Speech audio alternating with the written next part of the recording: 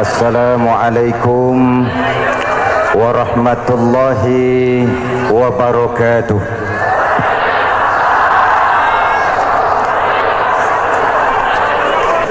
Saudara-saudara hadirin yang saya hormati, yang berbahagia,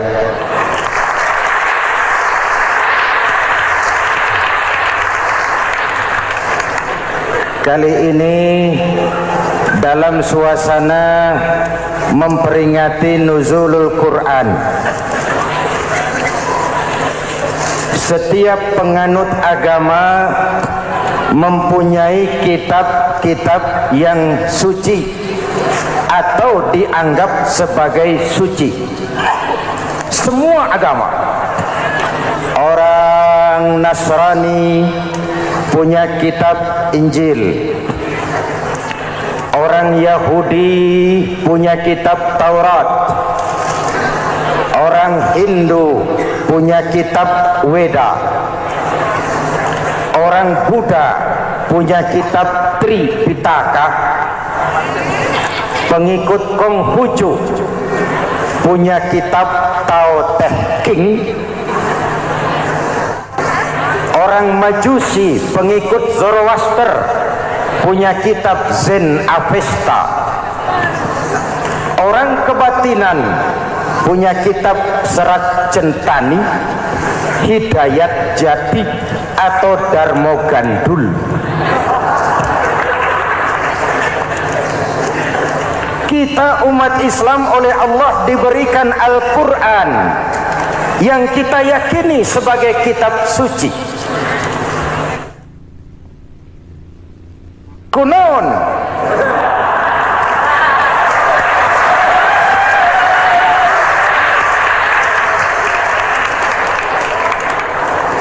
apa kunaon itu? Kenapa sih kita yakin Quran itu kitab suci? Pertama, ajarannya sesuai dengan fitrah manusia. Suatu kitab dinamakan suci kalau konsep ajarannya sesuai dengan fitrah. Contoh, ini laki-laki ini seneng nggak sama perempuan? Normal. Kalau nggak seneng saya ragu-ragu itu. Perempuan seneng nggak sama laki-laki?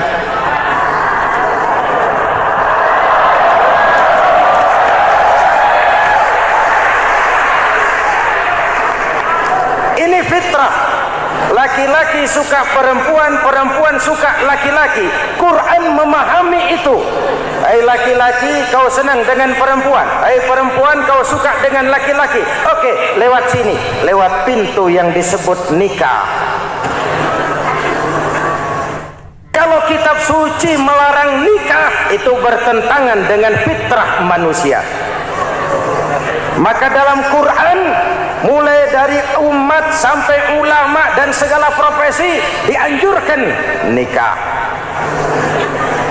Kalau kiai tidak boleh nikah, saya pilih mengundurkan diri, Pak.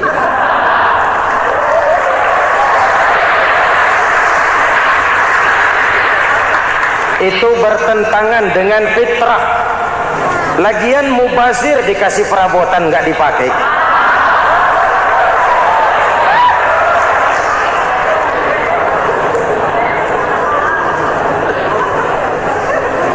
Fitrah. Contoh lagi, manusia perlu makan. Kalau ada kitab suci menyuruh puasa terus dari pagi sampai sore sampai malam sampai pagi lagi, eta teh kitab gelo.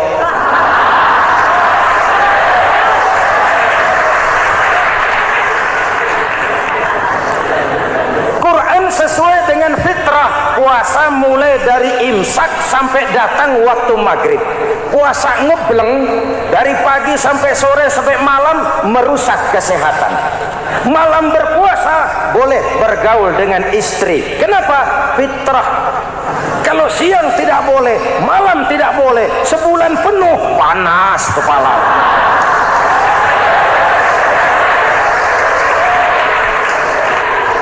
Rontok rambut. Hadirin yang saya hormati, itu yang pertama. Yang kedua, kita yakini Quran sebagai kitab suci karena isinya tidak saling bertentangan, konsekuen, konsisten. Kalau ada satu kitab, di satu ayat mengajarkan Tuhan Esa, di lain ayat mengajarkan tiga, liar itu mah. Bagaimana kitab suci isinya paradoks? Bagaimana kitab suci isinya saling bertentangan? Di ayat manapun sekali Quran berkata Allah itu Esa, selamanya Esa.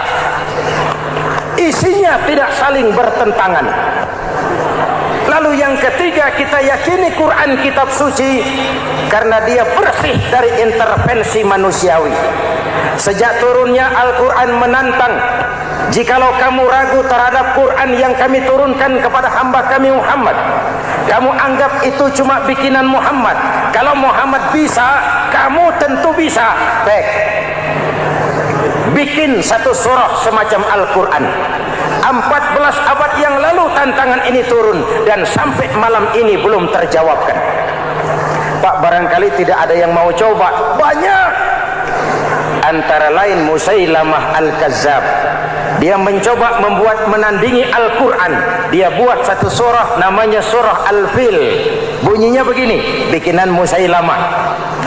Al-Fil, wa mal-fil, wa ma adraka mal-fil, lahu khurtumun tawil, wa lahu zail. Sudah berbentuk syair. Isinya apa? Al-Fil, gajah. Wa mal-fil, apakah gajah itu? Wa ma adraka mal-fil, tahukah kamu apa itu gajah? Lahu khurtumun tawil, dia punya belalai panjang. Walahu zail, dan dia punya ekor. Enggak usah turun ayat begituan, orang tahu.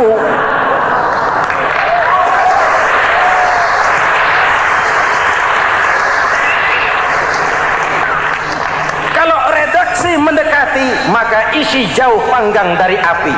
Kitab suci bersih dari campur tangan manusiawi. Maka Al-Quran, ke bahasa apapun dia diterjemahkan, naskah aslinya tetap ikut. Dia boleh diterjemahkan ke bahasa Sunda, bahasa Jawa, bahasa Padang, bahasa Inggris, bahasa Jerman, bahasa Belanda, naskah aslinya tetap ada. Kenapa? Bahasa ke bahasa perbedaannya sering frontal. Kalau dari gelas menjadi gelas, eta mah caket. Dari lem menjadi lampu, itu masih serumpun. Tapi cokot Sunda dengan cokot Jawa itu jauh bedanya. Atos Sunda dengan atos Jawa itu jauh. Ulama Sunda sama ulama Jawa nggak pernah akur kalimat atos ini.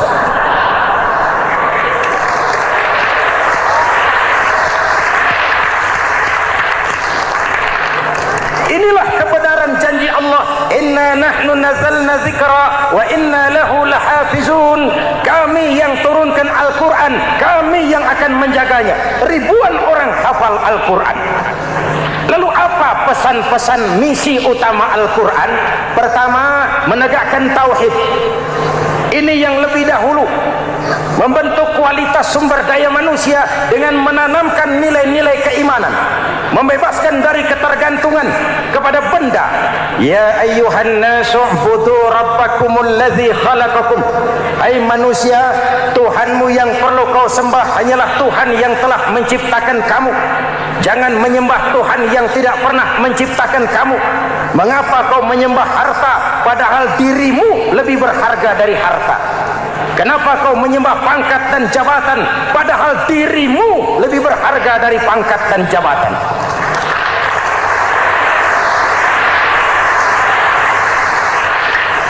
Diajak rasio berpikir, Tuhanmu yang perlu kau sembah hanyalah Tuhan yang menciptakan kamu. Dan Tuhan yang menciptakan kamu itu Tuhan yang lam yalid walam yulad yang laisa kamislihi syai'un, dan itulah Allah Subhanahu wa taala. Ayo orang teh, ayeuna teh boleh pakai teh, ayeuna teh kita teh kalau kepada syirik jali, syirik yang terang-terangan, insya Allah tidak. Nyata-nyata menyembah berhala, tidak. Nyata-nyata menyembah pohon, tidak. Nyata-nyata berkeyakinan Tuhan lebih dari satu, tidak. Tapi kita sering terjebak pada syirik kecil, syirik khafi, syirik yang tersamar. Saya sejak pakai cincin ini, jangankan anak gadis, nenek-nenek ngelihat saya cincin. Jangankan anak gadis, nenek-nenek lihat saya lemes cincin. Ini saya sejak ada perkutut di rumah ini dagang lancar perkutut. Ini Ramadan, bulan penempaan nilai-nilai keimanan. Misi utama Quran menegakkan tauhid, mengurangi kemusyrikan, membebaskan manusia dari ketergantungan kepada benda. Dari situ kualitas sumber daya manusia dimulai. Saya sering mengungkapkan selama ini sistem pendidikan kita cuma mengisi otak, bukan membentuk watak. Otak diisi segala macam ilmu, tapi hati kosong, agama rapuh, akhirnya moral rendah. Muncul manusia-manusia yang pintar, cuma sayang tidak benar. Indonesia kita bangkrut, Indonesia kita terpuruk, Indonesia kita sakit sekarang ini, kan ulahnya orang-orang yang pintar tapi tidak benar.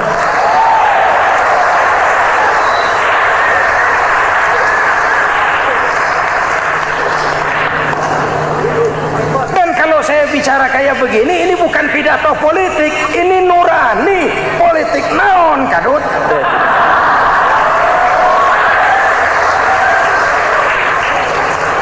Ini nurani, ini tanggung jawab sebagai anak bangsa. Ibu bapak, saudara-saudara hadirin yang saya hormati, Rasul kalau masuk sepertiga yang akhir, sing-singkan lengan baju, hamparkan sajadah, lebih banyak di masjid daripada di rumah. Itu Rasul.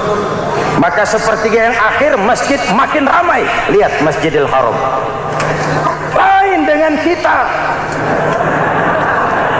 Sepertiga yang akhir masjid mulai mengalami kemajuan. Safnya makin maju.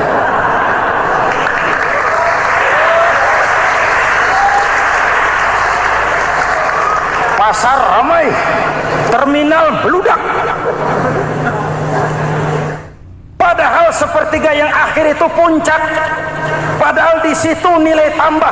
Dan anggap ini Ramadan terakhir yang diberikan Allah kepada kita. Kenapa? Memang tidak ada jaminan tahun depan ketemu Ramadan lagi.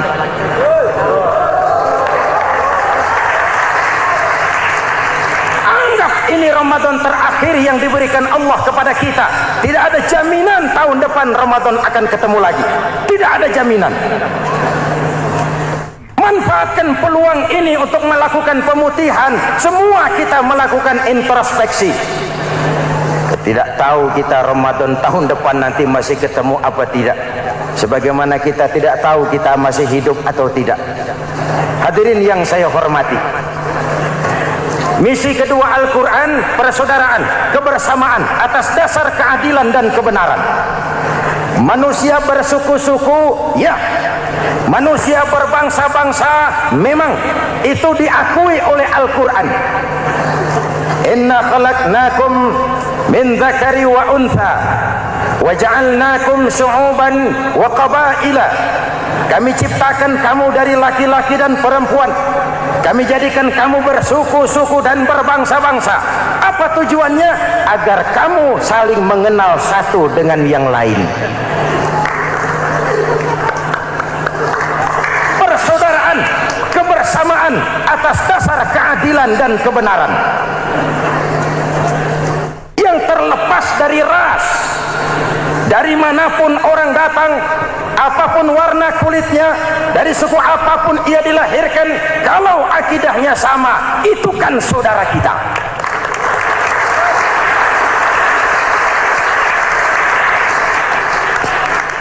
Seperti di masjid, kita tidak peduli dari mana kita datang.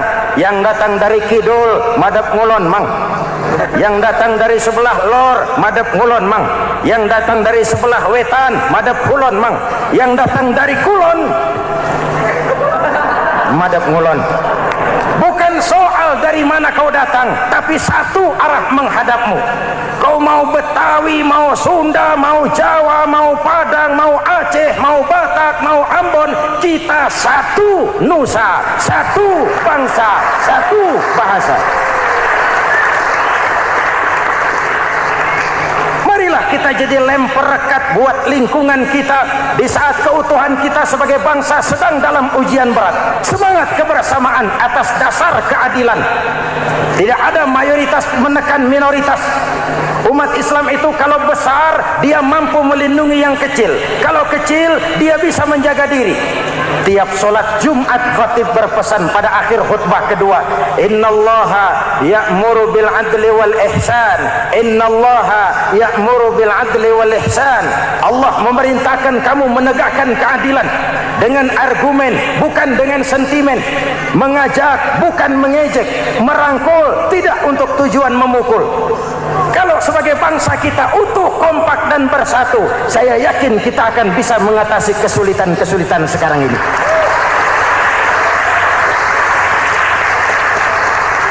Kan kita prihatin kadang-kadang tawuran antar desa, antar RT, antar RW, antar kecamatan, sampai antar elit di atas.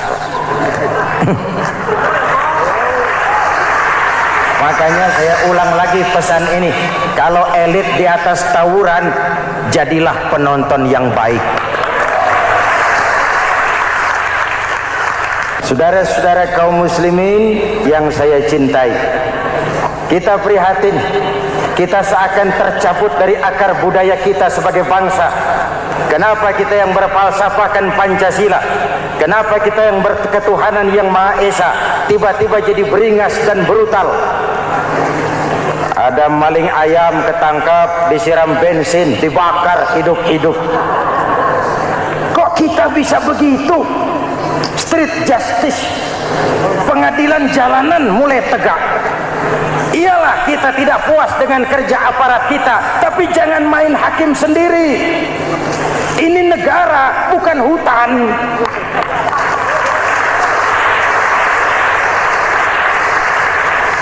Jangan mencegah kemunkaran dengan menegakkan kemunkaran baru. Oleh hal-hal yang sepele yang mestinya kita bisa mencari jalan keluar dengan baik. Ayo luruskan saf, rapatkan barisan, satukan langkah, tautkan hati. Kita satu umat yang satu, diikat oleh Al-Quran. Hanya dengan kebersamaan kita akan mampu menata hari esok yang lebih baik atas dasar keadilan dan kebenaran. Dulu Muhammad Toha teriak takbir ngadepi Belanda. Bung Tomo teriak takbir ngadepi Belanda. Ayeuna takbir ngadepi batur sadulur salembur. Nanaunan.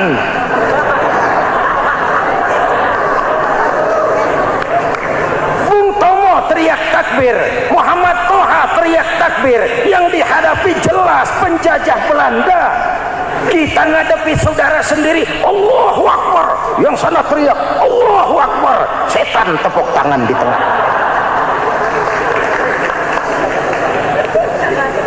Yuk kita rukun, yuk kita kompak, yuk kita bersatu, yuk kita pulang, yuk.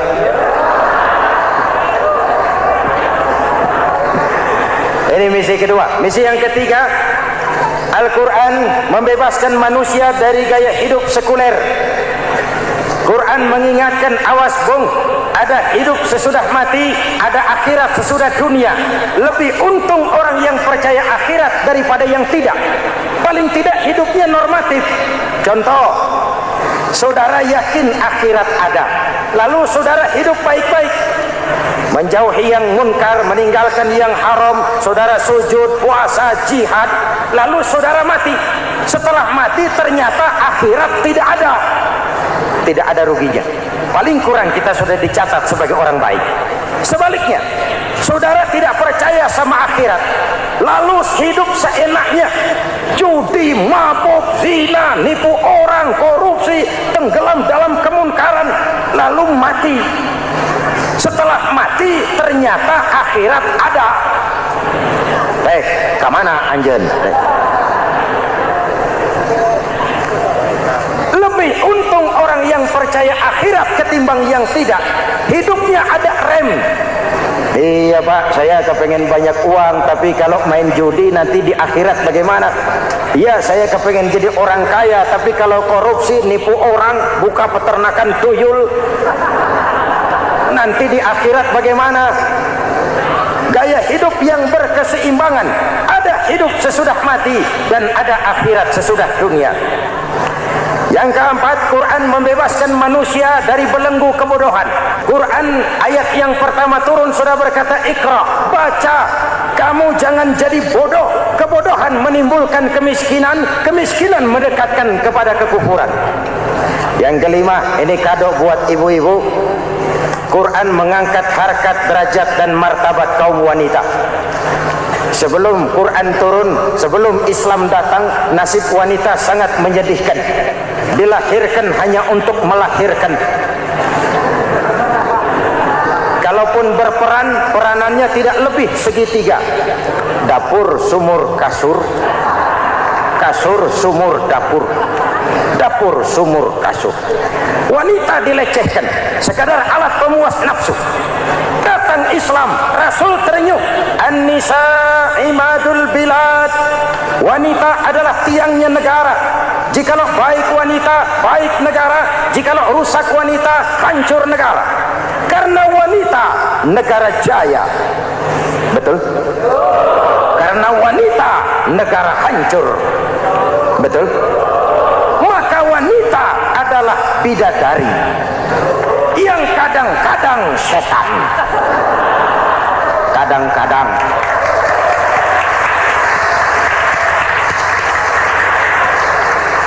Karena yang hadir di sini bidadari semua.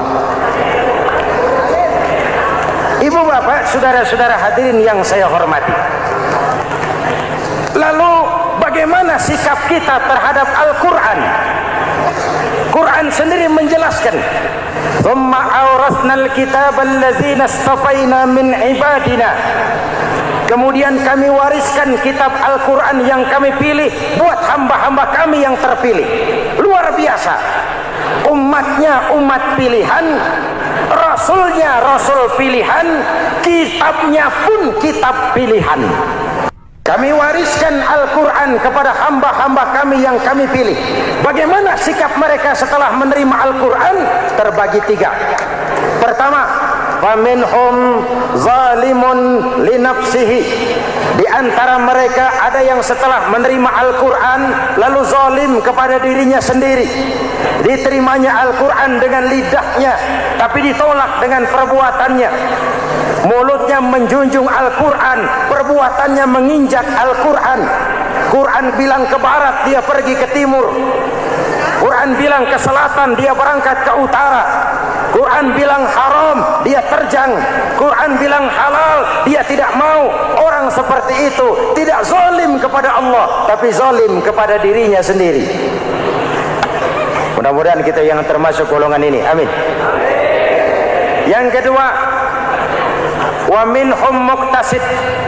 Di antara mereka ada yang menerima Quran 50-50. Separuh-separuh. Yang enak dilaksanakan, yang berat ditinggal. Padahal pada sisi lain Quran mengajarkan masuklah ke dalam Islam secara total. Kafah, jangan separuh-separuh. Ini watak munafik. Kalau dilihat Islam menguntungkan, rame-rame teriak Islam. Ketika diminta berjihad, diminta berkorban, diminta zakat, rame-rame mengundurkan diri. Saya bangkrut Pak, saya miskin Pak, saya pailit Pak. Mental itu dalam awal-awal Baqarah dijelaskan. Kullama adha'a lahum masyaw fi wa idza adlama alaihim qamu. Kalau terang terang mereka berangkat, kalau gelap mereka mandek. Itu ciri orang munafik beragama. Kalau Islam menguntungkan, rame-rame teriak Islam. Ketika diminta berjihad, berkorban, berjuang, rame-rame mengundurkan diri. Muqtasid. Golongan yang ketiga, ini yang ideal. Wa minhum sabiqum bil khairati biiznillah. Di antara mereka ada yang setelah menerima Al-Quran lalu berlomba-lomba mengamalkannya, berlomba-lomba melaksanakannya. Jangan sampai yang baca Quran dengan suara merdu dapat piala, yang mengamalkan Quran dengan konsekuen dapat penjara.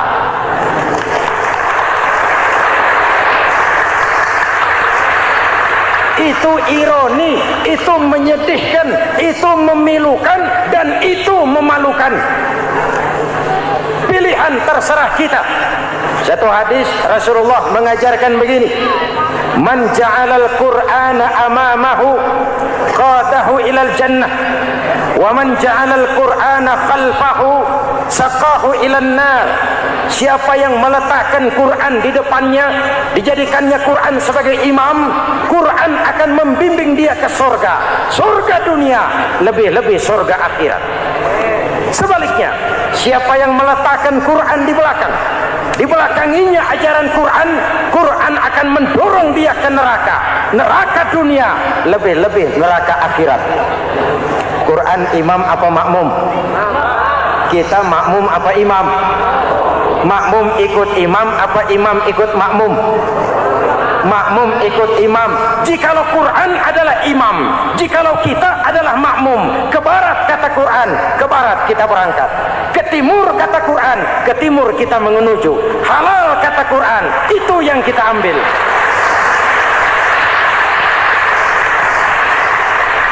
Mari kita jadikan Ramadan sebagai bulan di mana sedikit demi sedikit kita berupaya kembali menjadi generasi yang Qurani. Rasulullah pernah ditanya, kalau Tuhan wafat ya Rasul, kemana kami minta nasihat? Aku tinggalkan kamu dua nasihat, satu yang diam saja, satu yang bisa bicara. Yang bisa bicara apa ya Rasul? Al-Quran. Minta nasihat Quran. Yang diam saja apa ya Rasul? Maut. Dalam hidup ada dua nasihat. Nasihat yang bisa bicara, Al-Quran. Nasihat yang diam saja, maut. Mau dagang, minta nasihat Quran. Mau bertetangga, minta nasihat Quran. Itu nasihat. Nasihat yang kedua, diam saja, tahu-tahu datang maut. Makanya anggap ini Ramadan terakhir yang diberikan Allah kepada kita, karena tahun depan tidak ada jaminan kita bertemu Ramadan. Manfaatkan 10 yang akhir untuk meningkatkan nilai ibadah kita kepada Allah Subhanahu wa taala. Bahwa seorang pengikut menyesuaikan tingkah laku, gaya hidup dengan orang yang diikutinya. Jangankan di dunia ini, di akhirat nanti identitas ini akan dimintakan pertanggungjawaban jawab dan akan ditanyakan kepada kita. Sekurang-kurangnya menjadi pengikut rombongan orang besar merupakan suatu nikmat. Paling tidak kita bisa numpang mujur. Kalau saya berangkat ke Bali ikut rombongan Pak Menteri misalnya, saya bisa bebas timbangan, tas saya tidak usah diperiksa-periksa barangkali. Kenapa? Ini rombongannya Pak Menteri, numpang mujur. Itu sekurang-kurangnya. Tetapi tentu untuk menjadi anggota rombongan Pak Menteri ini kan harus ada tanda, ciri-ciri atau yang disebut identitas. Kalau kita mengaku dan memproklamirkan diri sebagai umat Nabi Muhammad, sebagai pengikut beliau, apa sih identitasnya, ciri-cirinya? Inilah yang akan kita bicarakan pada kesempatan ini, bersumber dari surah Al-Fatah ayat 29. Allah Subhanahu wa taala menjelaskan Muhammadur Rasulullah, bahwa Nabi Muhammad itu adalah utusan Allah, pesuruh Allah, walladzina ma'ahu, dan orang-orang yang bersamanya, orang yang mengikuti ajarannya, para sahabatnya, kita ini para pengikutnya, mempunyai ciri atau identitas. Dalam ayat ini ada 5 ciri yang dijelaskan. Pertama, asyidda'u 'alal kuffar. Pengikut Nabi Muhammad bersikap tegas kepada orang-orang kafir.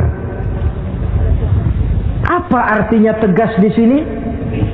Saudara-saudara, tegas di sini artinya bukan main marah-marahan, tidak ngajak berkelahi, bukan juga menantang perang. Tegas di sini artinya mempunyai prinsip, mempunyai garis yang nyata di dalam keyakinan beragama. Garisnya apa? Tidak lain, lakum dinukum waliyadin. Bagi Tuhan agama Tuhan, bagi kami agama kami. Silahkan Tuhan melaksanakan agama Tuhan, kami akan melaksanakan agama kami. Kami menghormati Tuhan, Tuhan pun menghormati kami. Tetapi soal agama tidak usah dicampur adukkan. Identitas semacam ini perlu kita tegakkan kembali. Sebab apa? Sebab di zaman sekarang orang mulai mengaburkan nilai-nilai kebenaran dari agama, yang pada akhirnya menanamkan sikap ngambang terhadap agama. Misalnya kita ini dibuai dengan kalimat yang kelihatannya bagus tapi sebenarnya mengandung racun. Kata orang, jangan fanatik, semua agama kan bagus, semua agama benar, semua agama thayyib. Terus terang saja, saya bukan tidak setuju dengan kalimat itu. Saya beranggapan kalimat itu belum sempurna. Semua agama benar, jangan titik di situ, itu baru sekedar koma. Semua agama benar, koma, bagi penganutnya masing-masing, titik. Semua agama baik, koma, bagi penganutnya masing-masing, titik. Bagi kita yang muslim, yang benar Islam. Dan seorang muslim yang berani membenarkan semua agama, seorang muslim yang berani berkata semua agama benar, sekurang-kurangnya munafik kalau tidak menjadi murtad. Wah Pak, itu namanya fanatik dong. Betul. Yang tidak boleh kan fanatik kepada suku, yang tidak boleh kan fanatik kepada guru, tapi fanatik kepada agama dalam arti berpegang teguh kepada agama merupakan bagian daripada kehidupan beragama. Hanyalah kalau umat Islam ini fanatik dengan agamanya, dia akan konsekuen, baik melaksanakan, mengamalkan maupun mengembangkan agamanya. Saya cinta kepada suku saya, tapi tidak lalu fanatik. Cinta suku boleh, fanatik kepada suku salah. Cinta kepada guru bagus, fanatik kepada guru jelek. Cinta kepada agama bagus, fanatik kepada agama wajib. Hanya dengan fanatik kepada agama orang konsekuen. Yang jelek itu kan kalau sudah fanatisme kesukuan. Contoh, misalnya mentang-mentang orang Sunda, lalu ngomong saya ogah dengerin ceramah. Kenapa? Ustaznya bukan orang Sunda sih. Ini nggak bener, emangnya Nabi Muhammad kelahiran Ciamis? Kan tidak.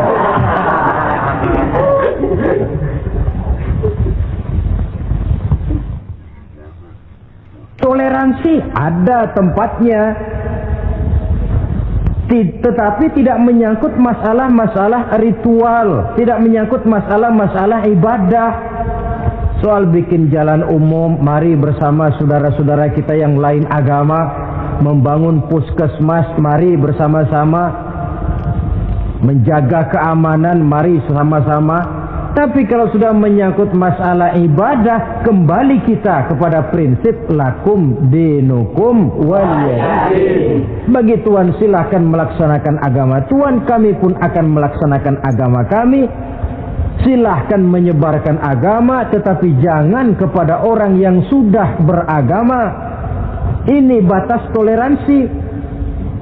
Jangan menyebarkan agama kepada orang yang sudah beragama. Maka dalam sejarah sudah dibuktikan, alhamdulillah, kalau kita mau objektif menilai sejarah, ketoleransian umat Islam itu sudah dibuktikan oleh fakta sejarah.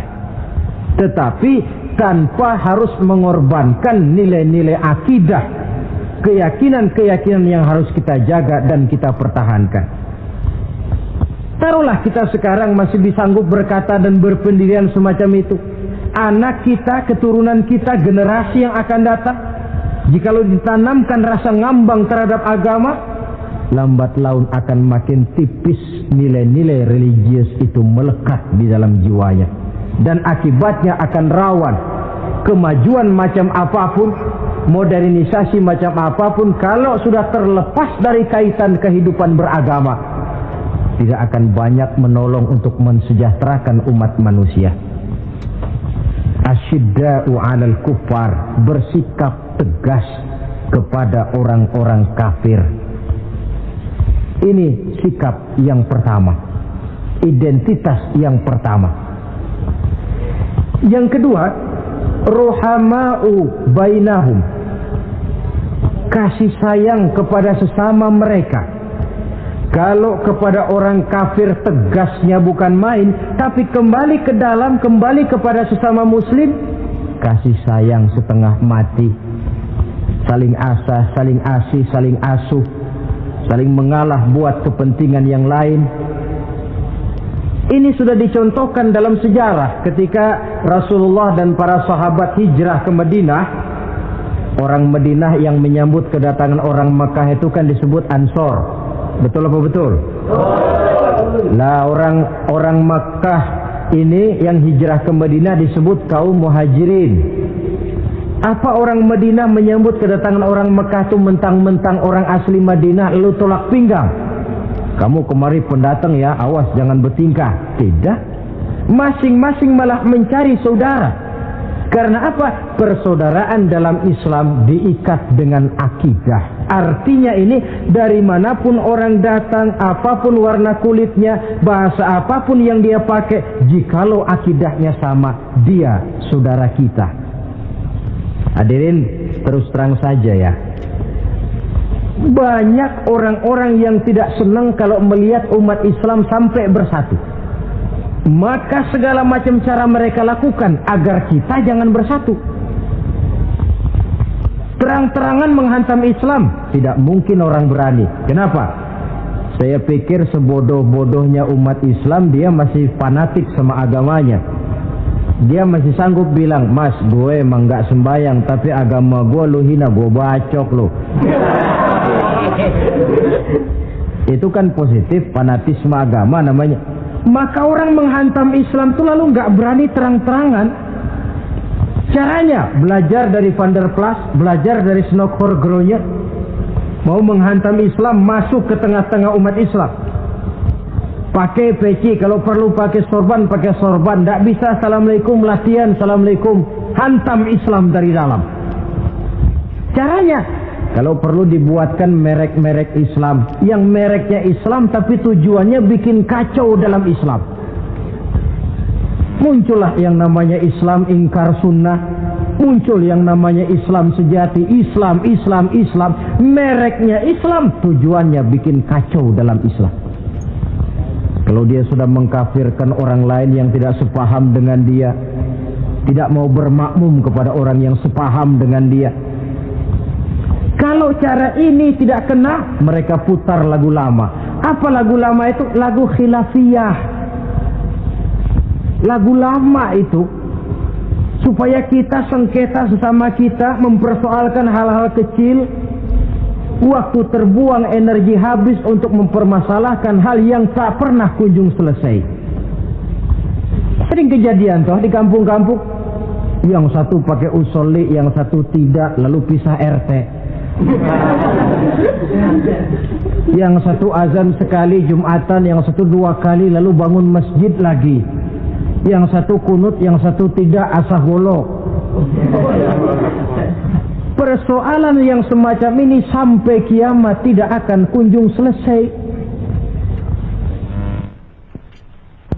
Oleh karena itu potensi yang besar ini tidak tersalurkan dengan wajar karena kita centang perenang di dalam, tidak pandai menjaga kesatuan dan persatuan sebagai modal dasar untuk berbuat yang lebih baik. Adalah lebih baik kita ini mencari titik-titik persamaan dan bukan memperbesar pola perbedaan. Ruhama'u bainahum, kasih sayang sesama mereka. Imam Ghazali memberikan contoh, kun kal yadain wala takun kal uzunain. Hai umat Islam, hiduplah kamu seperti dua tangan, saling asah, saling asih, saling asuh, saling mengalah buat kepentingan yang lain. Coba lihat dua tangan kita, rukunnya bukan main. Kalau tangan kanan maju ke depan, kata yang kiri, oke, saya mengalah, dia mundur ke belakang. Kiri di depan kata kanan, sekarang giliran saya ngalah, dia mundur ke belakang. Akhirnya kita jalan lenggang. Enak nggak dilihat orang? Coba kalau nggak ada yang mau ngalah, tangan kanan ke depan, kata yang kiri, gue juga bisa, dia ke depan lagi. Depan kayak robot kita jalan. Lalu mekanisme kerjanya, tangan kanan kerjanya bagus-bagus toh. Salaman tangan kanan, tanda tangan kanan, hitung duit tangan kanan, ambil kue tangan kanan. Kiri nggak pernah protes, tahu posisi. Memang tugas saya bidang pembersihan, ya pembersihan saja dilakoni. Artinya apa ini? Yang satu dengan yang lain saling memperkuat walaupun komposisinya berbeda. Dicontohkan dalam perjalanan kehidupan sahabat Nabi. Sahabat Nabi yang paling terkenal itu 4 orang. Sayyidina Abu Bakar, Sayyidina Umar bin Khattab, Sayyidina Utsman bin Affan, Sayyidina Ali bin Abi Thalib. 4 sahabat ini kalau kita lihat komposisinya, keahliannya lain-lain. Coba, ada Sayyidina Abu Bakar, ini sahabat merangkap mertua. Kalau bahasa sekarang, Abu Bakar ini disebut kiai diplomat. Kiai karena beliau orang alim, diplomat karena pandai bersiasat, ahli politik. Kemampuan berpolitiknya digunakan buat kepentingan agama. Sebab siapapun yang berpolitik untuk kepentingan agama, tentu kita doakan. Tetapi siapapun yang jual agama untuk kepentingan politik, kita juga berdoa. Cuma tentu doanya lain dengan yang berpolitik buat agama tadi. Saudara hadirin yang saya hormati, ada Umar bin Khattab. Ini kalau bahasa sekarang disebut imam jenderal ini. Imam tapi jenderal, jenderal tapi imam. Kenapa imam? Karena dia mampu memimpin jamaah di masjid. Kenapa jenderal? Karena dia sanggup memimpin tentara di medan perang. Kegagahannya, keberaniannya, keperkasaannya digunakan membantu perjuangan Rasul. Ada Utsman bin Affan, santri ekonom. Kenapa santri? Karena dia orang kaya. Kenapa ekonom? Karena dia pengusaha bergerak di bidang bisnis. Keuntungan usahanya untuk membantu perjuangan Rasul. Ada Ali bin Abi Thalib, tokoh muda tapi intelek. Masih muda tapi rela mengorbankan nyawa demi keselamatan Rasul di malam hijrahnya. Alangkah nikmatnya umat Islam ini kalau punya kiai diplomat, imam jenderal, santri ekonom, pemuda intelek yang masing-masing bekerja sama menunjang untuk kepentingan agama. Ruhama'u bainahum, kasih sayang di antara sesama mereka. Mobil, kenal mobil nggak? Ya. Mobil itu baru bisa jalan dengan baik kalau seluruh onderdilnya kompak. Kalau yang satu sudah merasa dirinya lebih penting dari yang lain, alamat mobil udah deket mogok. Misalnya yang jadi bensin nyombong, kalau nggak lantaran saya nggak bakalan jalan nih mobil. Bannya denger, sombong. Kata ban, sombong kamu bensin. Apa kamu kira kamu saja yang penting? Saya tersinggung, kata ban, lalu kempes.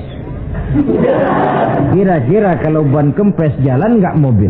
Tidak. Begitulah umat ini. Kayak satu bangunan. Ada yang jadi jendela, pintu, tiang, genteng dan sebagainya. Tetapi satu sama lain hendaknya saling memperkuat. Kalau tidak, kita ini pernah diramalkan oleh Nabi, yushiku an tada'a alaikumul umam kama tada'al akalatu ala qas'atiha. Satu saat akan datang di tengah-tengah kamu di mana keadaanmu waktu itu seperti makanan di meja makan. Coba bayangkan, menurut Rasul satu saat kondisi umat Islam akan seperti makanan di atas meja. Yang barat mau makan, yang timur mau santap, yang selatan mau ganyang, yang utara mau injak-injak. Satu saat kondisi umat Islam akan seperti itu. Heran sahabat, ya Rasulullah, kok kita bisa dikepung begitu rupa? Iya. Apa pada waktu itu jumlah kami sedikit ya Rasulullah? Tidak, kata Rasul. Bal antum yawma idzin katsir. Jumlahmu pada waktu itu banyak, besar, kamu mayoritas. Cuma sayang, kata Nabi, walakinnakum ghusaa'un ka ghusaa'is sail. Tetapi keadaanmu waktu itu seperti busa di lautan. Banyak tapi centang perenang. Banyak tapi tidak punya daya dan kekuatan. Dipermainkan gelombang lautan, dihempaskan ke tepian pantai tanpa punya makna dan arti. Mayoritas tapi nasibnya ironi. Lantaran apa ini? Kita tidak pandai menjaga kesatuan dan persatuan. Prinsip ruhama'u bainahum, kasih sayang di antara sesama mereka, belum bisa kita wujudkan. Oleh karena itu, hadirin yang saya hormati, identitas yang kedua ini mari kita tegakkan, menggalang kesatuan dan persatuan untuk kejayaan agama yang kita cintai. Soal posisi silahkan berbeda, soal profesi silahkan berbeda, tetapi hendaknya perbedaan ini tidak menyebabkan persimpangan tujuan. Satu sama lain saling memperkuat. Identitas yang kedua, bahwa kita sudah diikat dengan akidah, tidak oleh ras, warna kulit, suku, bahasa, oleh akidah. Satu kali orang sudah syahadat, dia adalah saudara kita. Sudah lewat masanya di mana kita umat Islam ini dikotak-kotakan, dan sudah datang waktunya di mana kita bersatu, saling menunjang, saling membantu, sehingga dengan demikian terwujudlah satu masyarakat yang diikat dengan nilai-nilai akidah. Ini yang kedua, kasih sayang kepada sesama muslim. Satu badan itu kalau yang satu sakit, yang lain kan akan ikut merasa sakit. Saudara jalan tengah malam, ibu jari tersandung batu, meletak. Begitu ibu jari tersandung batu, kontan, darah keluar, mulut bilang aduh, kepala ikut pusing, gak pakai diundang. Solidaritas sosial yang terjadi secara reflektif. Tidak ada ibu jari tersandung, mulutnya malah ngomel, rasain lo. Masa nyumpain badan sendiri, kan tidak mungkin. Tapi ini yang terjadi, kita lihat. Akibat apa? Tidak terwujudnya solidaritas sosial yang bersifat refleksif tadi. Nah, inilah saudara-saudara identitas yang kedua.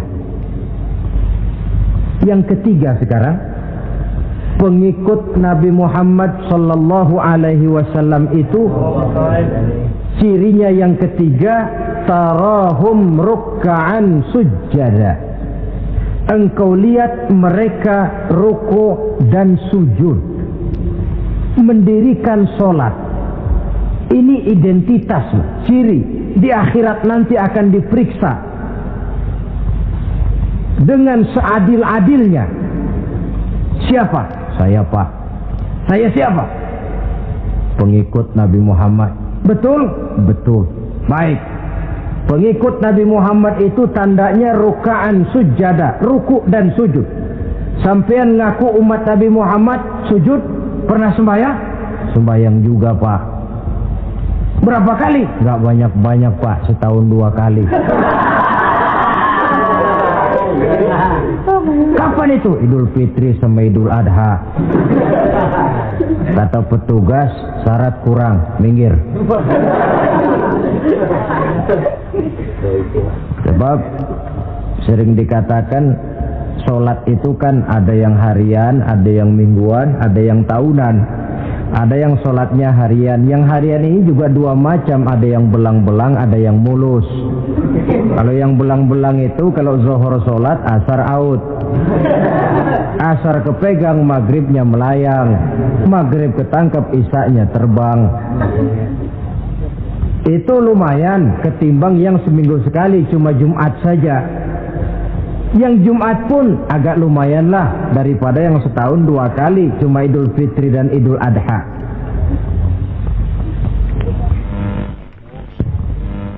Tetapi bagaimanapun juga sholat ini memang merupakan keperluan dalam kehidupan kita. Ciri identitas yang memperkaya kepribadian. Pengikut Nabi orangnya ruku dan sujud. Sehingga di zaman sahabat tadi kondisi mereka digambarkan kalau siang seperti kuda perang, tetapi kalau malam seperti pendeta. Maksudnya apa? Di medan perang mereka gagah, tapi kalau sudah ruku dan sujud bukan main khusyuknya. Ruku dan sujud. Dengan kata lain, ciri pengikut Nabi Muhammad orangnya mendirikan sholat. Nah, masalahnya sekarang apa perlunya sholat dalam kehidupan kita? Yang jelas dia untuk menggembirakan Allah kok. Se-ASEAN orang tidak ada yang sholat, Allah tidak akan berhenti jadi Tuhan. Manfaatnya akan kembali kepada kehidupan. Nah, apa perlunya sholat dalam kehidupan kita? Ada beberapa hal yang bisa kita angkat ke permukaan tentang perlunya sholat ini. Jadi sholat itu perlunya kita. Sehingga suatu saat nanti kita tidak lagi berkata saya wajib sholat, tapi kita akan berkata saya perlu sholat. Apa perlunya sholat dalam kehidupan kita? Pertama, sholat itu membuat orang rendah hati, tidak melonjak menjadi angkuh dan sombong. Yang kedua, sholat itu membuat orang tahu diri. Yang ketiga, sholat itu mendatangkan ketenangan jiwa dan ketentraman batin lantaran orang punya sandaran vertikal kepada Allah. Sehingga agama menekankan benar ini bukan cuma untuk kita, tapi juga anak kita, keturunan kita. Sehingga Nabi mengajarkan, ajari didik anak-anakmu sholat pada umur 7 tahun. Kalau umur 10 tahun mereka sudah berani meninggalkan sholat, pukul. Bukan dengan tujuan menyakiti, tapi mendidik anak supaya disiplin dengan sholatnya. Subhanallah, sangat luar biasa kajian yang sudah disampaikan oleh guru kita Al-Maghfurullah Kiai Haji Zainuddin MZ. Sahabat beriman yang dimuliakan Allah, tetaplah di channel ini karena kajian ini belum selesai dan masih banyak lagi hal-hal menarik yang akan disampaikan oleh beliau. Maka dari itu tetaplah di sini dan mari kita lanjutkan kembali. Selamat mendengarkan. Kayaknya kita yang hidup di zaman serba modern ini, soal anak mau sholat atau tidak, kayaknya orang tua itu, kalau istilah anak sekarang, cuek-cuek aja. Jarang yang mengadakan inspeksi, pengecekan anaknya sudah sholat apa belum, lalu sholatnya disiplin apa tidak. Jarang yang memberikan sugesti dan rangsangan supaya anaknya mendirikan sholat. Saya jarang mendengar orang tua muslim yang berkata, nak, kalau kau hafal Fatihah dengan artinya bapak beliin sepatu baru. Nak, kalau kau hafal juz amma, bapak beliin sepeda. Sugesti untuk hal-hal yang bersifat agama sangat langka. Tapi kalau sudah hal-hal yang bersifat umum, wah, nak, kalau kamu lulus nanti SD ya, kita piknik ke Tangkuban Perahu, lulus SMP tur ke Bali, lulus SMA piknik ke Singapura. Rangsangan dan dorongan baguslah itu. Tetapi alangkah akan lebih bagusnya jika untuk hal-hal yang bersifat agama kita pun sanggup memberikan sugesti, rangsangan dan dorongan kepada anak-anak kita. Sehingga sejak kecil mereka sudah terbiasa dengan sholat. Sejak kecil mereka sudah disiplin dengan sholatnya. Sebab kalau tidak, kayu itu kalau mau dibengkokkan pada saat dia masih kecil. Kalau sudah besar baru mau dibengkokin, repot kayu itu. Membentuk orang soleh itu harus dimulai sedini mungkin. Karena itu salah satu fungsi solat Allah jelaskan, inna sholata tanha 'anil fahsya wal munkar. Bahwa solat yang dikerjakan dengan betul mampu mencegah manusia dari perbuatan yang keji dan munkar. Jadi dengan kata lain orang yang disiplin dengan solat terpeliharalah dirinya dari perbuatan yang keji dan munkar.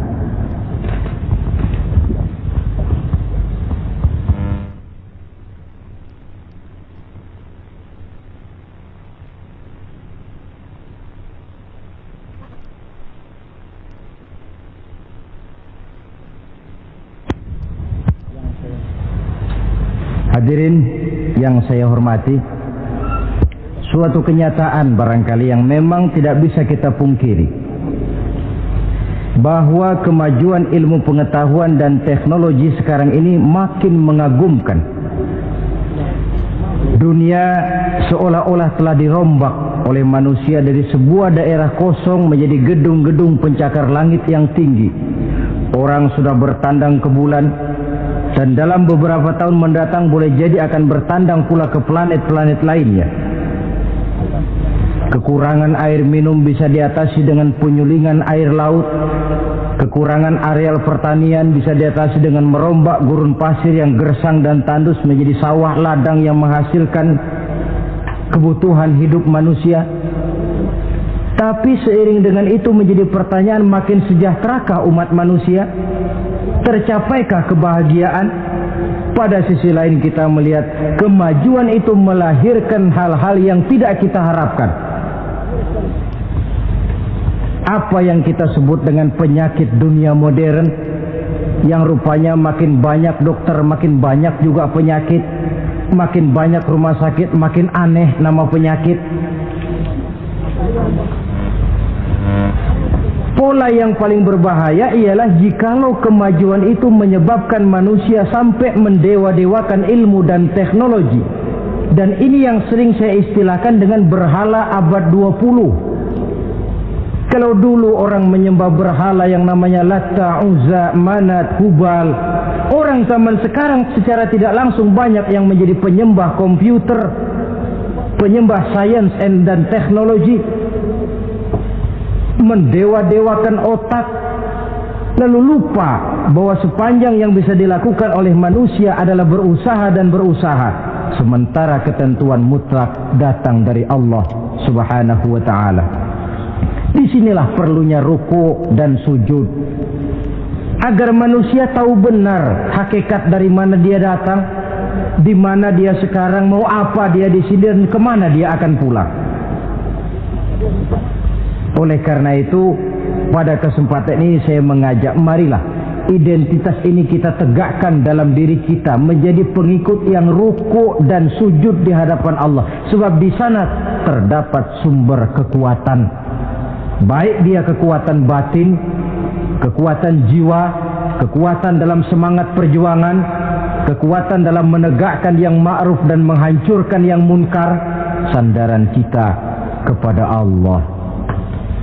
Saudara mungkin masih ingat ketika Rasulullah dan Abu Bakar hijrah, mereka berdua tidak langsung ke Madinah tapi berada di Gua Sur, 3 malam 2 hari lamanya. Orang kafir Quraisy yang mengejar sampai juga di mulut gua itu. Andai kata mereka menengok saja ke bawah, sudah kelihatan Nabi dan Abu Bakar, tapi mereka tidak menoleh. Nabi dengan mantap berkata kepada Abu Bakar, la takhaf wa la tahzan ya Abu Bakar, innallaha ma'ana. Abu Bakar, kau tidak usah takut, tidak usah sedih, Allah bersama kita. Ucapan ini mantap kalau diucapkan oleh orang yang ruk'an sujada, benar-benar sujud kepada Allah, mempunyai backing yang tidak kepalang tanggung, yang serba maha. Ya itu kalau memang saudara perlu cari backing, jangan kolonel tanggung, jangan brigjen tanggung, carilah backing yang serba maha, maha gagah, maha kaya, maha tahu, maha segala-galanya. Berbackinglah kepada Allah saja dengan jalan ruk'an sujada, ruku' dan sujud dalam kehidupan ini. Ini identitas yang ketiga. Yang keempat sekarang, pengikut Nabi itu apa tandanya? Yabtaghuna fadlan minallah wa ridwana.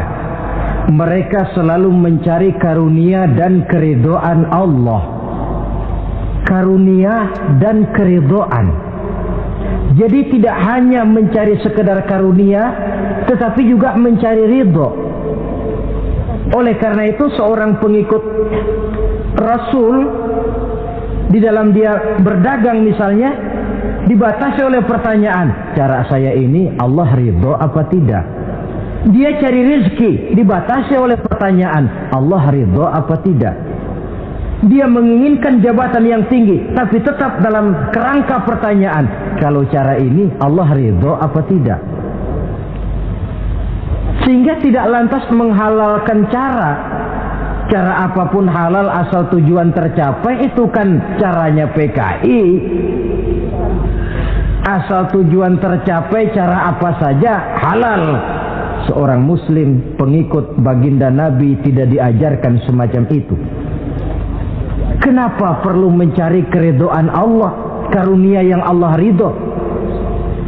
Karena apapun yang kita pakai, apapun yang kita makan terutama, jikalau bersumber dari sesuatu yang Allah tidak ridho, katakan yang haram misalnya, akan mempengaruhi gaya dan gerak hidup kita. Contoh, kata Imam Ghazali, kalau engkau terlalu senang memakan makanan yang haram, dia akan mempengaruhi caramu berpikir sehingga kau akan cenderung berpikir yang haram. Mencari karunia yang Allah ridho, dan hidup itu kalau sudah mendapat ridho Allah, sudah satu kenikmatan yang tidak bisa dibeli dengan nilai materi yang bagaimanapun banyaknya. Karena itu biarlah kita orang mukmin ini di dunia hidup kaya asal Allah ridho saja, gak apa-apa. Biar rumah kita gedung, punya mobil bagus, uang banyak, kalau Allah ridho enak. Daripada sudah melarat tinggal di pinggir kali, rumahnya gubuk, Allah marah lagi. Kapan mau senang orang macam begitu? Jadi biarlah kita ini bahagia di dunia, asal di akhirat masuk surga. Nggak apa-apa. Mencapai kebahagiaan di dunia dan di akhirat. Cari karunia Allah sebanyak-banyaknya, karena memang bumi dan segala fasilitasnya diperuntukkan bagi manusia, dan karunia Allah itu ada dimanapun kita pergi. Dahulu ketika turun perintah hijrah, sebagian sahabat berpikir-pikir, kalau saya hijrah ke Madinah, di Madinah mau makan apa saya? Ini Mekah kan jelek-jelek, kampung sendiri. Umpama kepepet ngutang-ngutang dikit orang masih percaya lah, kalau ke Madinah ngutang sama siapa? Takut dia kalau hijrah ke Madinah tidak dapat makan. Allah memberikan jaminan, qul li'ibadiyallazina amanu inna ardi wasi'ah fa iyaya fa'budu. Katakan kepada mereka Muhammad, hai hamba-hambaku yang beriman, bumiku ini luas. Di Mekah kau makan, hijrah ke Madinah juga kau akan makan. Apalagi hijrahmu karena membela agama. Jangan karena membela agama kau takut kelaparan. Artinya apa? Karunia Allah itu ada dimanapun. Kalau kita mau berusaha, tetapi jangan lupa usaha itu harus yang Allah ridho. Kalau sekedar hasil usaha cara apapun boleh, ya dapat, tetapi tanpa ridho semuanya tidak akan membawa ketenangan, ketentraman dan kebahagiaan. Allah itu kan maha pengasih, tidak pilih kasih katanya. Artinya apa? Semuanya Allah kasih. Orang kalau mau berusaha dapat. Itu logika. Sunnatullah kata kita, hukum alam kata orang. Kalau mau berusaha mesti dapat. Tetapi kasih sayang Allah ini tidak diberikan kepada setiap orang. Kalau pengasihnya berlaku kepada semua orang, mau kafir, mau beriman, kalau berusaha dapat. Itu Rahman namanya. Tapi Allah tidak cuma Rahman, Allah juga Rahim, Maha Penyayang. Bedanya apa? Orang yang dikasih itu belum tentu disayang. Tetapi kalau disayang mesti dikasih. Kalau tidak dikasih tentu ada pertimbangan lain untuk kepentingan kita. Misalnya anak kita baru kelas 1 SMP datang, Pak beliin motor buat sekolah. Kita lalu menilai anak ini nggak ada motor saja kadang-kadang jarang sampai ke sekolah, apalagi dibeliin motor, bisa dari rumah berangkat ke sekolah nggak sampai. Tidak dibelikan bukan karena tidak sayang, justru karena sayangnya ada pertimbangan lain untuk kepentingan si anak. Tetapi kadang-kadang anak sendiri berpikirnya lain. Bapak katanya sayang, minta dibeliin motor saja tidak dibelikan. Dia menilai orang tuanya tidak sayang, padahal justru sayangnya lalu tidak dibelikan. Begitulah satu contoh kecil dari keridhaan Allah ini. Jika Allah sudah memberikan ridhonya kepada kita, segala yang kita mau diberikannya. Kalau tidak juga diberikan, tentu ada manfaatnya untuk kemaslahatan kita. Allah Maha tahu. Misalnya orang mengeluh, saya akan sembahyang rajin, ngapa rezeki seret bener sih? Apa saya berhenti lagi sholat? Allah lebih tahu maslahatnya. Barangkali potongan kayak kita ini kalau diberikan rezeki banyak sedikit lalu berhenti ke masjid. Rezeki lu segini aja dah, lu jadi rajin ke masjid. Ada manfaatnya buat kepentingan kita. Mencari karunia yang Allah ridho. Dalam alam yang terbentang luas ini karunia Allah terhampar luas. Tinggal kita mencari, dan untuk mencari itu diperlukan keahlian. Keahlian hanya timbul karena pendidikan.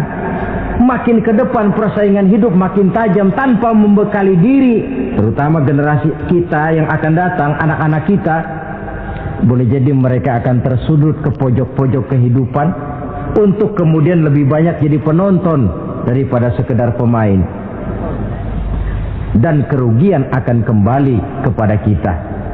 Karena itu cari karunia Allah sebanyak-banyaknya, tapi dengan garis bawah yang Allah ridho. Sekali lagi, carilah karunia Allah sebanyak-banyaknya dalam kehidupan ini, tetapi dengan menggarisbawahi yang Allah ridho. Inilah identitas yang keempat. Yang kelima sekarang, identitas yang terakhir, simahum fi wujuhihim min atharis sujud. Di muka mereka ada tanda bekas sujud. Ini pengikut Rasulullah sallallahu alaihi wasallam. Bekas sujud, iya. Apa bekas sujud itu? Apa jidatnya hitam kebanyakan sujud? Mungkin. Karena rajin sujud lalu berbekas. Boleh jadi, tapi soal hitam di jidat sih gampang digosok-gosok. Yang terpenting asarus sujud di sini dalam bentuk sikap mental. Apa sikap mental yang saya maksud? Orang yang rajin sujud itu lalu membekas dalam kehidupannya pengaruh sujud. Apa pengaruh sujud? Karena rajin sujud timbul ikhlasnya. Sudah berbuat, yang penting itu Allah. Orang lain mau tahu atau tidak, orang lain mau puji atau tidak, yang penting Allah. Sebab kalau sudah dia usolli fardul maghribi Allahu Akbar, dia tinggalkan dunia dan seluruh isinya. Naik dia menghadap Allah. Lama tinggal sebentar dunia, nanti saya balik lagi. Yang ada cuma dia dan Allah dalam dialog langsung. Timbul keikhlasan, terjemahannya dalam kehidupan. Berbuat tanpa pamrih, tidak suka menepuk jasa dan menghitung jasa. Sebab biasa orang itu kalau sedang perang tidak sempat ngaku jadi pahlawan, tapi kalau perang sudah selesai nggak kenal bedil ngaku pahlawan. Kalau perang sedang berkecamuk jarang yang mengaku pahlawan. Kalau sudah perang selesai masing-masing nepuk dada. Seorang yang ikhlas, seorang yang berbuat tanpa pamrih, dan ini pengaruh sujud dalam kehidupan. Lalu apalagi timbul jujurnya. Kenapa? Kalau dia sholat zuhur 4 rakaat, lalu umpama selesai 3 rakaat dia salam, orang lain tentu tidak tahu dia korupsi 1 rakaat.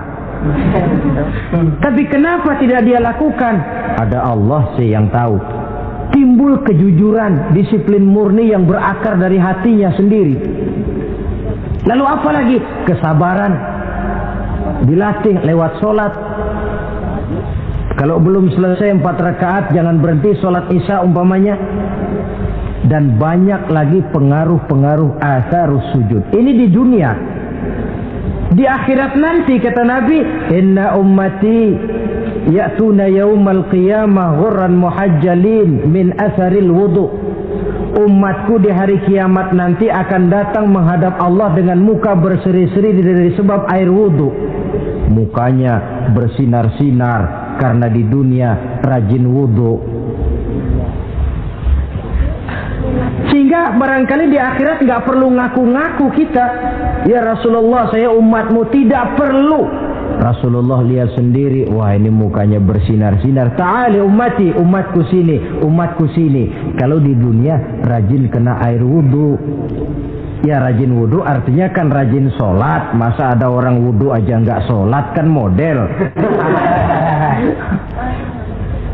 Kalau muka tidak pernah tersentuh wudu, kalau muka tidak pernah sujud, teriak-teriak kita mengaku ya Rasulullah saya umatmu ya Rasulullah. Kata Rasulullah, nggak ada umat saya yang dekil kayak sampean.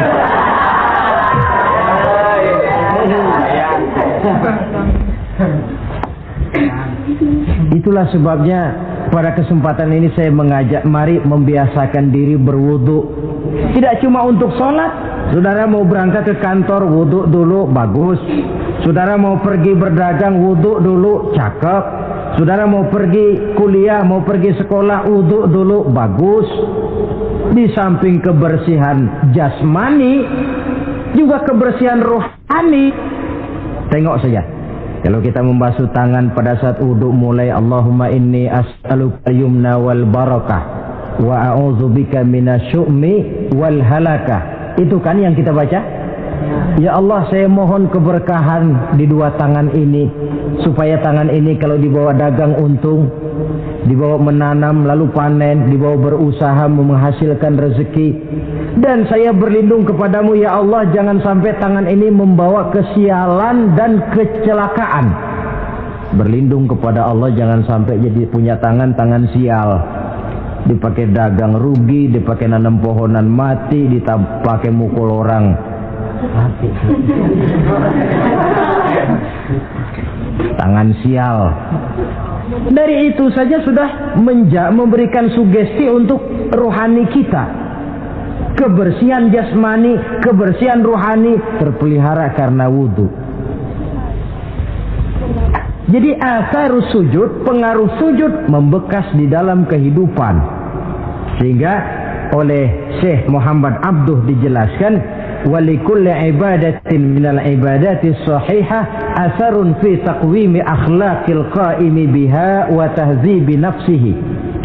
Setiap ibadah yang dikerjakan dengan betul pasti mempunyai pengaruh yang nyata dalam meluruskan moral akhlak orang yang melaksanakan ibadah itu sendiri. Jadi sujud kita betul apa tidak? Lihat saja pengaruhnya dalam kehidupan kita.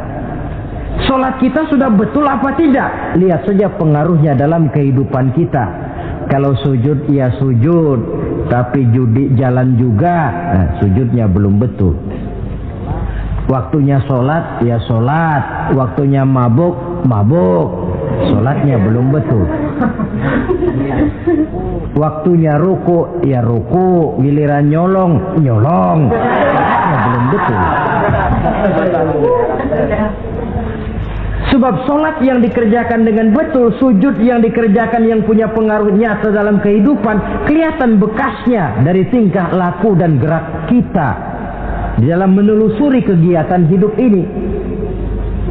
Maaf, dengan sedikit pahit barangkali kita memang harus berkata, masih banyak di antara kita umat Islam ini yang melaksanakan ibadah hanya dengan prinsip asal sekedar gugur kewajiban. Perkara ada pengaruhnya atau tidak dalam diri kita, kita malas untuk mengadakan evaluasi. Akibatnya ibadah yang kita kerjakan tidak mempunyai pengaruh dalam membentuk kepribadian kita. Orang yang mengucapkan syahadat ada pengaruh dalam jiwanya. Orang yang mendirikan sholat ada pengaruh dalam membentuk kepribadiannya. Orang yang melaksanakan puasa ada pengaruh dalam perkembangan jiwanya. Orang yang mengeluarkan zakat ada pengaruhnya dalam mengelola hartanya. Orang yang melaksanakan ibadah haji ada perubahan dalam kegiatan hidupnya. Dari yang negatif kepada yang positif tentunya. Simahum fi wujuhihim min athari sujud. Di muka mereka, di muka pengikut Rasulullah ini ada tanda pengaruh bekas sujud. Karena rajinnya dia melaksanakan sujud di dalam kehidupan ini. Nampak pengaruh yang nyata di dalam kehidupannya, dalam gerak dan tingkah lakunya. Saudara hadirin, ma'asyiral muslimin rahimakumullah. Inilah 5 identitas yang harus kita tegakkan jikalau kita mau jadi umat yang konsekuen. Tidak sekedar bangga-banggaan menyandang titel umat Nabi, apalagi konon mengharapkan syafaatnya di akhirat nanti, padahal sebagai pengikut kita tidak menyesuaikan diri dengan yang kita ikuti. Bagaimana mau mengharapkan fasilitas yang namanya syafaat? Bahwa syafaat pertolongan Rasul itu ada, tetapi fungsinya kan ibarat orang punya kain, syafaat itu nambel. Saudara punya kain, sobek-sobek sedikit, ditambel oleh yang namanya syafaat. Sholat kurang sedikit, ditambel oleh syafaat. Sodakoh ada campur riak sedikit, tidak karena Allah sedikit, syafaat. Jadi kalau punya kain sobek ada syafaat. Lah kalau kainnya tidak punya, yang mau ditambel apanya? Sholat tidak, puasa tidak, di akhirat aman dah dapat syafaat. Tentu terlalu berlebihan, terlalu optimis mengharapkan sesuatu yang kita memang tidak punya modal dasar untuk memperolehnya. Baiklah ya, kesimpulan. Pertama, sebagai pengikut kita harus menyesuaikan diri dengan yang kita ikuti. Identitas. Suatu umat hanya akan berwibawa, hanya akan dihitung dan dipandang orang kalau dia tegak dengan identitasnya. Kalau macan sudah kehilangan sifat galaknya, orang tidak takut lagi kepada macan. Dan kalau kambing sudah kehilangan sifat jinaknya, banyak orang takut miara kambing. Kalau umat Islam sudah kehilangan identitasnya, dia akan menjadi umat yang kehilangan wibawa dan tidak pernah ditakuti oleh musuh-musuhnya. Seenaknya saja orang mengacak-acak kehidupan kita sebagai umat kalau tidak punya identitas. Yang kedua, kesimpulan yang kedua, identitas itu bisa kita ringkaskan. Pertama, tegak dengan keyakinan inna dina indallahil Islam. Menumbuhkan fanatisme agama dalam arti berpegang teguh kepada agama. Menempatkan toleransi pada tempatnya yang wajar. Tidak mencampur adukan semua agama. Tegas di dalam mempertahankan akidah. Kemudian yang ketiga, perlu menegakkan solidaritas sosial yang bersifat reflektif untuk menegakkan wibawa kita sebagai umat, supaya potensi dari umat yang mayoritas ini dimanfaatkan oleh umat itu sendiri. Kalau tidak, kita cuma akan menang jumlah saja, menang bilangan, kuantitas yang tanpa kualitas. Dan kalau ini yang terjadi, nasib kita akan seperti buih di lautan. Banyak, tapi kata orang kampung cuma menang groyokan. Tidak punya daya dan kekuatan, dicampakkan orang ke kiri dan ke kanan, hanyut oleh arus. Bukan menciptakan arus, tapi malah hanyut oleh arus. Bukan menciptakan model, tapi malah mengikuti model. Bukan menciptakan irama tersendiri, malah diatur oleh irama orang lain. Ini yang menyebabkan ironi. Tegaklah dengan kesatuan dan persatuan, dengan lebih memperbanyak mencari titik-titik persamaan dan bukan memperbesar titik-titik perbedaan. Yang keempat, rukuk dan sujud sebagai sandaran vertikal kepada Allah. Selama kita umat ini masih rajin rukuk dan sujud, selama itu pula nilai optimisme masih ada dalam jiwa dan diri kita. Ya Allah, persilahkan orang memperlakukan kami sesuka hatinya, tapi kami yakin ya Allah, Engkau tidak akan mendiamkan. Satu saat pertolonganmu mesti datang. Itu akan mantap kita ucapkan kalau kita melaksanakan rukuk dan sujud. Tertimpa tangga, jatuhnya sakit, ketimpa tangga lagi, musibah yang beruntun. Rukuk dan sujud sebagai sandaran vertikal. Yang kelima, karunia Allah dan keredoan Allah jangan dipisah.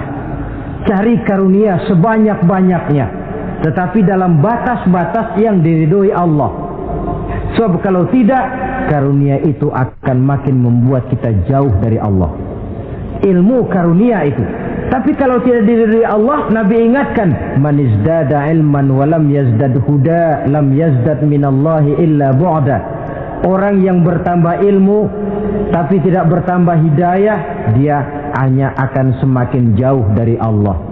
Jauh dari Allah menimbulkan kegersangan dalam jiwa, kepanasan dalam hati, sehingga jauhlah kita dari ketenangan hidup. Karunia yang Allah ridho, dan Islam melarang umatnya untuk berpangku tangan menunggu keajaiban dari langit. Berusaha, berikhtiar, berdoa, lalu bertawakal kepadanya. Yang terakhir, hendaknya ibadah yang kita kerjakan dievaluir, ditinjau kembali apa pengaruhnya dalam kehidupan kita. Sebab setelah selesai melaksanakan suatu ibadah, hendaknya nilai ajaran yang terkandung dalam ibadah itu bisa kita terjemahkan dalam kehidupan kita. Sehingga gerak kita dalam sholat dengan tingkah laku kita di luar sholat ada kesinambungan. Gerak kita di dalam bulan Ramadan dengan tingkah laku kita di luar Ramadan ada kesinambungan. Namanya ibadah yang kita kerjakan ada pengaruhnya dalam memperbaiki kehidupan kita. Dengan satu prinsip, ibadah itu kita kerjakan adalah kemanfaatannya kembali kepada kehidupan kita.